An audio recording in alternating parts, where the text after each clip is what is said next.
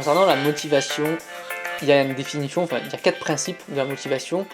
Pour qu'il y ait une motivation, il faut qu'il y ait un élément déclencheur déjà. Qu'est-ce qui fait que on va être motivé? Il faut qu'il y ait un objectif qui soit mis en place, donc il faut qu'on ait un objectif en tête, puisque quand on n'a pas d'objectif, on ne sait pas où on va, on n'a aucune motivation, on ne sait pas ce qu'il faut faire.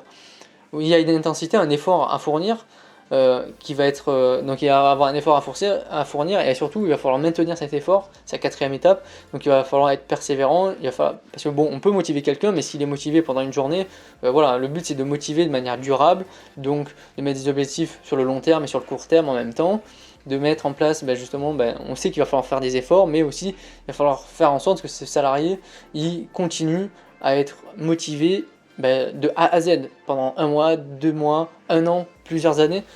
Si c'est pour motiver juste sur le coup, moi je trouve que ça n'a pas de grand intérêt. Il y a plusieurs théories sur la motivation, il y en a plein même, donc je vais vous en énoncer quelques-unes. Déjà, c'est la pyramide de Maslow qui est très connue. Disons que par exemple une personne va d'abord satisfaire ses besoins physiologiques avant de chercher à satisfaire ses besoins de sécurité. En gros, pour axer notre motivation, justement, il va falloir déjà s'assurer que la personne elle arrive à satisfaire ses besoins d'en dessous avant de lui demander, par exemple, d'avoir un besoin de s'accomplir, par exemple. Cette théorie de la pyramide de Maslow est de moins en moins vraie, puisque maintenant, certaines personnes sont prêtes à faire quelques sacrifices dans leurs besoins de sécurité, par exemple, mais avoir plutôt une bonne estime des gens qui sont autour d'eux, avoir un besoin d'appartenance, appartenir à un groupe. Ils préfèrent appartenir à un groupe, mais avoir moins de sécurité derrière, moins de sécurité de l'emploi, avoir un CDD par exemple, plutôt que et du coup appartenir à un groupe et se sentir bien, ils préfèrent ça. Donc la pyramide de Maslow est plutôt remise en cause maintenant. Par rapport à ça aussi, le cas le plus concret, c'est une personne qui va peut-être acheter une voiture super chère, mais qui n'aura pas de quoi s'habiller.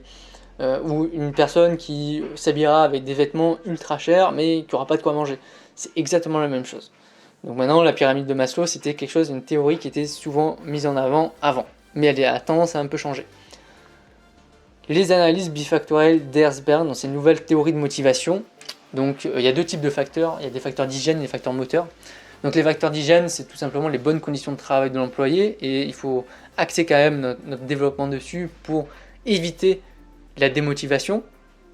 Donc les facteurs d'hygiène sont considérés comme obligatoires. C'est pas un facteur de motivation, mais c'est un facteur qui évite la démotivation.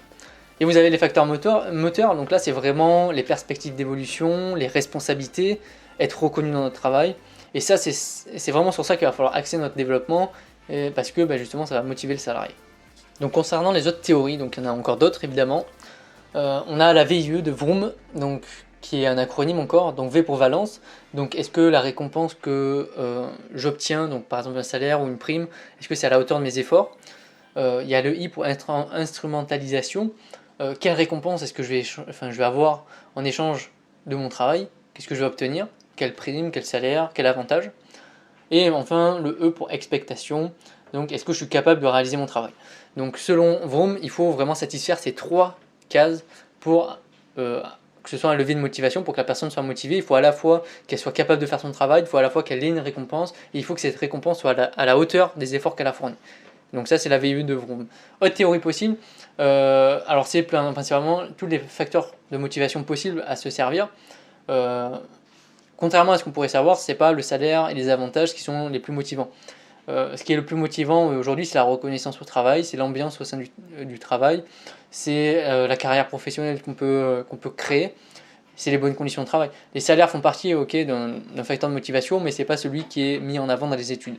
Donc voilà, vous avez toute une idée de facteurs de motivation sur lesquels vous pouvez axer votre développement pour justement susciter la motivation de vos employés.